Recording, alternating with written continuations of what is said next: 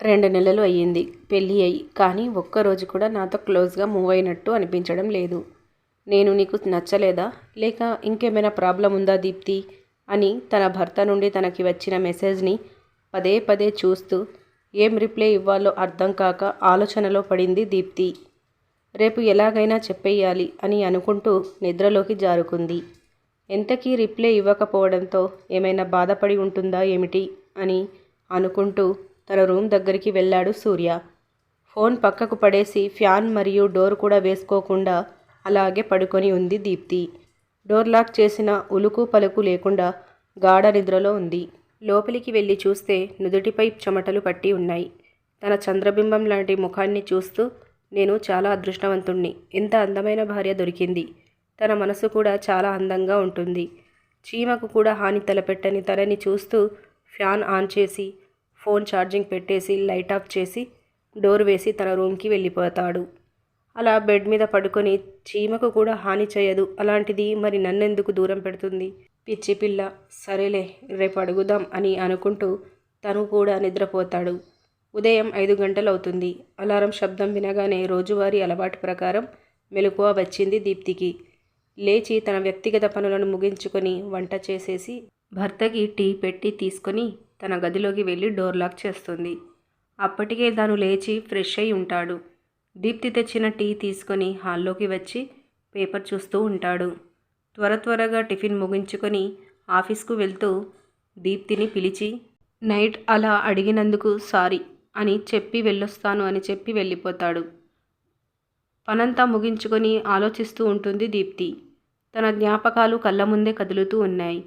అవి తన కాలేజీ రోజులు. అంత ప్రశాంతంగా గడిచిపోతున్న రోజుల్లో తన లైఫ్లోకి అనుకోని అతిథి వస్తాడు. అతనే తన super senior Gautam. Gautam certificates కోసమని కాలేజ్కి రావడం, దీప్తి అందాన్ని చూసి ప్రేమలో పడడం జరిగిపోతాయి. కొన్ని రోజులకు తన ప్రేమను దీప్తి ముందు వ్యక్తం చేస్తాడు. మొదటిలో బెట్టు చేసిన వయస్సు ప్రభావం వలన దీప్తికి కూడా గౌతమ్ పైన ఆకర్షణ మొదలవుతుంది. అలా సజావుగా సాగిపోతుంది వాళ్ళ ప్రేమ. దీప్తి గౌతమ్ ప్రేమలో ఎంతగా మునిగిపోయిందంటే తన మనసుని శరీరాన్ని కూడా తనకి అర్పించేస్తుంది.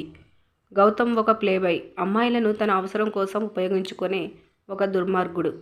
మంచి అమ్మాయిలు ఎప్పుడూ ఎదవల్నే ప్రేమిస్తారు అని ఎవరో అన్నట్టు దీప్తి కూడా మోసగాడిని చేతిలో మోసపోతుంది. కొన్ని రోజులకు ముంబైలో తనకు జాబు వచ్చింది అని వెళ్ళిన గౌతమ్ వేరే అమ్మాయిని పెళ్లి చేసుకొని తిరిగి వస్తాడు. దీప్తిలాగానే ఆ అమ్మాయిని కూడా మోసం చేద్దాం అనుకుంటాడు. కానీ ఈసారి గౌతమ్ మనసు ఆ అమ్మాయి ఆస్తిపై పడుతుంది. ఇక తనని పెళ్లి చేసుకొని మళ్ళీ తన పని మొదలు పెట్టవచ్చు అని భావిస్తాడు. గౌతమ్ గురించి నిజం తెలుసుకున్న దీప్తి అతన్ని కలవాలి అంటుంది. గౌతమ్ వస్తాడు. వచ్చి రాగానే ఏంటి చెప్పు అని చిరాగ్గా నిర్లక్ష్యంగా గౌతమ్ మాట్లాడతాడు. అలా మాట పెరుగుతూ పెద్ద తుఫాన్లా మారుతుంది. నువ్వు ఇలా చేస్తావు అని అస్సలు ఊహించలేదు గౌతమ్. నీకు దండం పెడతాను అని చాలా ఏడుస్తూ అంటుంది దీప్తి.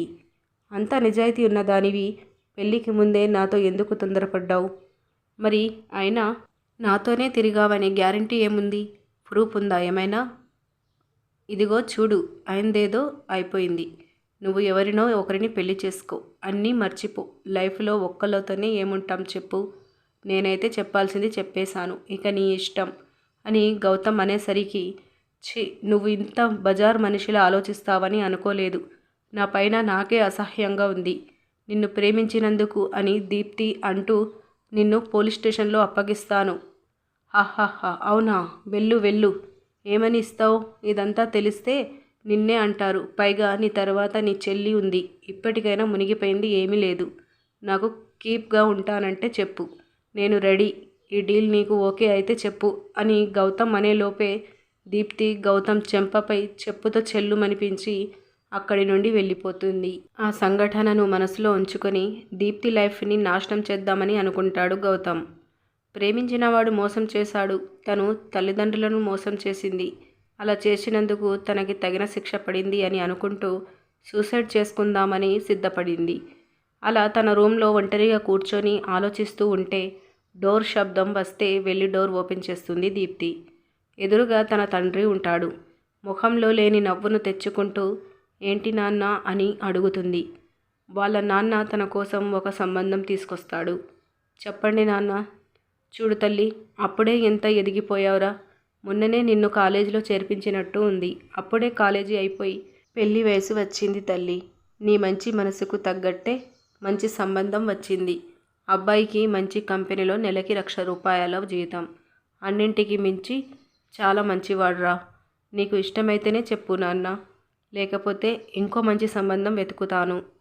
ఎక్కడున్నా నువ్వు సంతోషంగా నూరేళ్లు బతకడమే నాకు కావాల్సింది. దీప్తిది దిగువ మధ్య తరగతి కుటుంబం.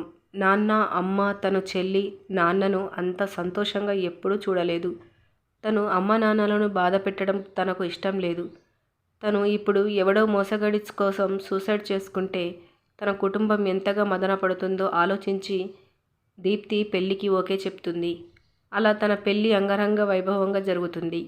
అలా పెళ్ళైన మొదటి రోజు నుంచి తన భర్త తనపై అమితమైన ప్రేమను చూపిస్తాడు. తన మాటల్లో చేతల్లో ప్రేమను కురిపిస్తూ ఉంటాడు. తన చెల్లి చదువుకు కావాల్సిన ఖర్చు కూడా తన భర్తే భరిస్తాడు. పెళ్ళైన తర్వాత తన భర్త వృత్తిరీత్యా వాళ్ళు సిటీకి వెళ్ళిపోతారు. అది వాళ్ళ మొదటి రాత్రి. తను తన భర్తకు చెప్పుకోవాలనుకునే విషయాలు తన డైరీలో రాసుకుంటూ ఉంటుంది. అలా రాస్తున్న సమయంలో తన భర్త తన గదిలోకి వస్తాడు. అలా రాస్తూ దానిని మూసేస్తుంది దీప్తి. సూర్య దానిని చూస్తాడు, కానీ చూడనట్టు నవ్వుతూ తన దగ్గరికి వస్తాడు. తనని పెళ్లిలో చూసినప్పటి నుంచి ఇప్పటి వరకు తను ఎప్పుడు చూసినా దీప్తి మూడిగానే ఉంటుంది. అది గమనించిన భర్త ఇలా అంటాడు, ఏంటండి మీ లక్కీ నెంబర్ 3? దానికి సమాధానంగా దీప్తి తల పైకెత్తి కాదు అని అడ్డంగా ఊపుతుంది. మళ్ళీ తానే కలుగజేసుకొని, ఏమీ లేదు, పెళ్ళైనప్పటి నుండి మీరు ఎప్పుడు చూసినా మూడిగానే కనిపిస్తున్నారని అడిగానండి అని సూర్య అంటాడు. అలా అన్నా సరే తన మాటలను పట్టించకుండా ఏదో ఆలోచిస్తూ కూర్చుంటుంది. కొంచెం పర్సనల్ ప్రాబ్లం అండి అంటూ వాష్రూమ్కి వెళ్తుంది. సూర్య అర్థం చేసుకొని తనకి ఫ్రిడ్జ్లో ఉన్న చాక్లెట్స్ తెచ్చి ఇస్తాడు. దీప్తి, నాకు ఒక హెల్ప్ చేస్తారా అంటే సూర్య చెప్పండి అంటాడు. మీరు ఏమీ అనుకోకపోతే ఇది ట్రిపుల్ బెడ్రూమ్ ఫ్లాట్ కదా, నేను ఇంకొక గదిలో పడుకుంటానండి అని దీప్తి అనగానే ఆ మాట విన్న సూర్య చాలా బాధపడతాడు. కానీ తన భార్యను ఇబ్బంది పెట్టడం ఇష్టం లేక సరే అని అంటాడు. తనతో పాటు తన బట్టలు, తన వస్తువులను కూడా మారుస్తూ ఒక మాట చెబుతాడు. సరే దీప్తి, మీ మనస్ఫూర్తిగా రావాలనిపిస్తేనే అప్పుడే ఈ గదిలోకి రండి. ఈ గది తలుపులు ఎప్పుడూ తెరుచుకొని ఉంటాయి, వాటితో పాటు నా మనసు కూడా అని సూర్య అంటాడు. ఆ రోజు నుండి వాళ్ళ ఇద్దరికి మాటలు లేవు. అవసరం ఉన్నప్పుడు మెసేజ్ చేసుకోవడమే. పేరుకే భార్యాభర్తలు, కానీ ఎప్పుడూ వారు ఇద్దరు వేరువేరుగానే ఉంటారు. అసలేం జరుగుతుంది అనేది సూర్యకి అర్థం కావడం లేదు. ఏమి అడిగినా సరే తను చెప్పదు. ప్రతిరోజు దీప్తి తను చేసిన దాన్నే తలుచుకుంటూ ఏడుస్తూ ఉంటుంది. ఇంత మంచి భర్త దొరికాడు, కానీ తనకి భార్యగా ఉండటం నాకు అర్హత లేదు అని దీప్తి వెక్కి వెక్కి ఏడుస్తుంది. తన భర్త తనపై చూపిస్తున్న ప్రేమ తనను ఎప్పుడూ అగ్నిలాగా దహిస్తూ ఉంటుంది. తన భర్తకి ఎలాగైనా నిజం చెప్పాలని అనుకుంటుంది, కానీ చెప్పడానికి ధైర్యం చాలడం లేదు. ఒకరోజు సూర్య ఫోన్కి ఒక మెసేజ్ వస్తుంది. నీ భార్య గురించి నిజం తెలుసుకోవాలంటే మీ ఇంటికి దగ్గరలో ఉన్న ఇరానీ కెఫ్కి రమ్మని ఉంటుంది. అదే టైంలో దీప్తి మార్కెట్కి వెళ్తుంది కూరగాయల కోసం అని. సూర్య తన గదిలోకి వెళ్ళి ఫస్ట్ నైట్ రోజున రాసుకున్న డైరీని వెతికి బయటకు తీస్తాడు. కానీ ఒకరి పర్సనల్ డైరీ వాళ్లకు తెలియకుండా చదవడం అనేది అని ఆలోచిస్తూ, కానీ తప్పదు, ఒక మంచి జరగాలంటే ఇలాంటి ఒక తప్పు చేయాలి అని సూర్య దానిని చదవడం మొదలుపెట్టాడు. నన్ను వీలైతే క్షమించండి. మీరు దీన్ని చదివే సమయానికి బహుశా నేను ఈ లోకంలో ఉండకపోవచ్చు. నేను మీకు తగిన భార్యను కాదు.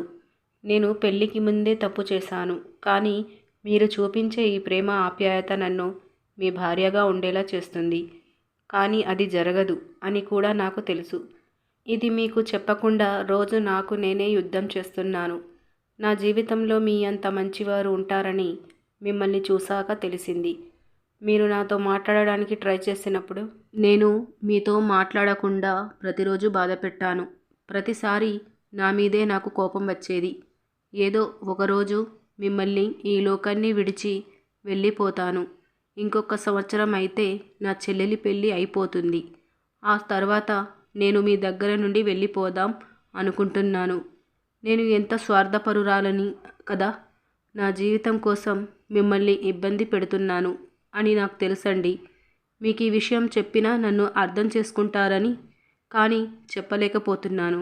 మీరంటే నాకు అభిమానం ఎప్పుడు ప్రేమగా మారిందో తెలియదు, కానీ మీ ప్రేమను పొందడానికి నేను అర్హురాలిని కాదు అని నాకు తెలుసండి. వీలైతే నన్ను క్షమించండి. ఎప్పటికీ మిమ్మల్ని అభిమానించే మీ భార్య దీప్తి. అది చదివిన తన గదిలోకి వెళ్ళి ఆలోచిస్తూ కూర్చుంటాడు సూర్య. తనకు వచ్చిన మెసేజ్కి రిప్లై ఇస్తాడు. సరే అని టైం చెప్తాడు. ఆ రోజు నైట్ డిన్నర్ అయ్యాక దీప్తి గదిలోకి వెళ్తాడు సూర్య. వెళ్ళి తన పక్కన కూర్చుంటాడు. దీప్తికి భయం వేస్తుంది. కొద్దిసేపు నిశ్శబ్దం తర్వాత, చూడు దీప్తి, నీకో నిజం చెప్పాలి. నువ్వు ఎలా రియాక్ట్ అవుతావో అన్న భయంతో నేను ఇన్ని రోజులు చెప్పలేదు. నేను కాలేజీ చదివే రోజుల్లో ఒక అమ్మాయిని ప్రేమించేవాడిని. ఎంతగా అంటే తనని విడిచి ఒక్కరోజు కూడా ఉండనంత. అలా మా ప్రేమ సాగుతున్నప్పుడు మేమిద్దరం వయసులో ఉండటం వలన పెళ్ళికి ముందే నేను ఆమెతో అన్ని విధాలుగా గడిపాను. కానీ కొన్ని రోజులకు యాక్సిడెంట్ అయి తను చనిపోయింది. నువ్వు అప్పుడు నా జీవితంలో లేవు కాబట్టి నీకు చెప్పాల్సిన అవసరం లేదు. కానీ నీకు ఎందుకు చెప్తున్నానంటే, నువ్వు నా భార్యవి. నీకు ఇది చెప్పకుండా ఉంటే నేను నిన్ను మోసం చేసినట్టు అవుతుంది. మనిద్దరి మధ్య ఎలాంటి దాపరికాలు ఉండకూడదని నేను చెప్తున్నాను. సరే, నేను వెళ్ళి పడుకుంటాను. నువ్వు కూడా పడుకో అని చెప్పేసి సూర్య తన రూమ్కి వెళ్ళిపోతాడు. ఆ మరుసటి రోజు ఉదయం ఎప్పటిలాగానే సూర్య ఆఫీస్కి వెళ్ళిపోతాడు. దీప్తి ఇంట్లో ఆలోచిస్తూ ఉంటుంది. తనకి తన భర్త చెప్పాడు. నేను కూడా తనకి చెప్పేస్తాను ఈరోజు. లేకపోతే నేను ఆయన్ని మోసం చేసినట్టు అవుతుంది. ఆ రోజు సాయంత్రం ఆయన వచ్చేశాక చెప్పేసి ఆయనకు ఏ అభ్యంతరం లేకపోతే తనతో జీవితాన్ని పంచుకుందాం అని అనుకుంటుంది దీప్తి. సాయంత్రం ఆఫీస్ అయ్యాక ఆ వ్యక్తిని కలవడానికి వెళ్తాడు సూర్య. తనే గౌతమ్. ఎవరు మీరు అని సూర్య అంటే, మీ భార్యకు బాగా తెలుసు అని అంటాడు గౌతమ్. ఎందుకు? మీరు ఎవరో మీకు తెలియదా? తను మీకు ఏమీ చెప్పి ఉండదులేండి. ఐఎమ్ గౌతమ్, మీ భార్యకి ఎక్స్ బాయ్ ఫ్రెండ్ని. సరే, నన్నెందుకు రమ్మన్నారు ఇక్కడికి అంటాడు సూర్య. నీ వైఫ్ పెళ్ళికి ముందు ఏం చేసిందో నీకు తెలిస్తే నువ్వు తనని వదిలేస్తావు. చూడు మిస్టర్, నాకు నా భార్యకు మధ్య ఎలాంటి దాపరికాలు లేవు. తన గతం గురించి అంతా నాకు తెలుసు. అయినా ఒకరి లైఫ్లో మనం లేనప్పుడు జరిగిన సంఘటనని జడ్జ్ చేసే హక్కు మనకు లేదు. ఇప్పుడు ఎలా ఉన్నామనేది ముఖ్యం. అది కాదు, నీ భార్య పెళ్ళికి ముందే నాతో తప్పు చేసింది. ఒక అమ్మాయి మనకి ఛాన్స్ ఇస్తుంది అంటే తను అంతా నమ్మింది అని, అంతేకాని తన క్యారెక్టర్ బ్యాడ్ అని కాదు. అయినా నువ్వే అంటున్నావు కదా అది తప్పు అని. తప్పు మానవ సహజం. అలాంటప్పుడు దానిని సరిచేసుకునే ఛాన్స్ ఇవ్వాలి. నా భార్య ఎప్పుడూ పవిత్రమైనది. పవిత్ర అనేది శరీరాన్ని బట్టి ఉండదు, వారి మనసును బట్టి ఉంటుంది. కేవలం ప్రేమించిన నీకే తన శరీరాన్ని ఇచ్చింది. ఇక పెళ్లి చేసుకొని ప్రేమించిన నాకు తన ప్రాణాన్ని ఇవ్వడానికి కూడా తను వెనకాడదు. అయినా నేనెందుకు ఇక్కడికి వచ్చాను అంటే, నీ వలన ఫ్యూచర్లో నా భార్యకి ఏ ఇబ్బంది కలగకూడదని. ఒకవేళ నా భార్య జోలికి వస్తే మాత్రం అంటూ సూర్య అక్కడి నుండి వెళ్ళబోతుంటే, నీ భార్య నువ్వు అనుకున్నంత అని గౌతమ్ అనబోతుంటే గౌతమ్ చెంప చెల్లుమనిపించి అక్కడి నుండి సూర్య ఇంటికి వెళ్ళిపోతాడు. ఇంట్లో అంతా సిద్ధం చేసి తన భర్త కోసం దీప్తి ఎదురు చూస్తూ ఉంటుంది. సూర్య ఇంట్లోకి రాగానే తన రూమ్లో ఒక డైరీ ఉంటుంది. తన ప్రయత్నం ఫలించినందుకు మనసులోనే ఆనందపడుతూ ఆ డైరీని తీసుకొని దీప్తి గదిలోకి వెళ్ళగానే దీప్తి సూర్య కాళ్ళపైన పడుతుంది. నువ్వు ఉండాల్సింది ఇక్కడ కాదు దీప్తి. పైకి తీసుకొని గుండెలకు హత్తుకొని నుదుటిపై ఒక ముద్దు పెడతాడు. తను జరిగిందంతా చెప్పి, మీకు భార్యగా నేను ఉండొచ్చా అండి అని దీప్తి అంటూ, ఏ రోజైతే నీ మెడలో నేను తాళి కట్టానో ఆ రోజే నువ్వు నా భార్యవు అయ్యావు దీప్తి. నీ అనుమతి కోసమే ఎదురు చూస్తున్నాను అని అంటాడు. దేవుడా, నాకు గతంలో ఏ గర్ల్ ఫ్రెండ్ లేదని దీప్తికి తెలిసేలా చెయ్యకు స్వామి అని మనసులో సూర్య అనుకుంటాడు. దీప్తిని ప్రేమతో హత్తుకుంటాడు. దీప్తి, సూర్య చాలా సంతోషంగా కాలం గడుపుతారు. ఇలా సూర్య దీప్తి కథ ముగుస్తుంది. ఈ వీడియో మీకు నచ్చినట్లయితే లైక్ అండ్ షేర్ చేయండి. అలాగే నా ఛానల్ని సబ్స్క్రైబ్ చేసుకోండి. Thank you so much for watching.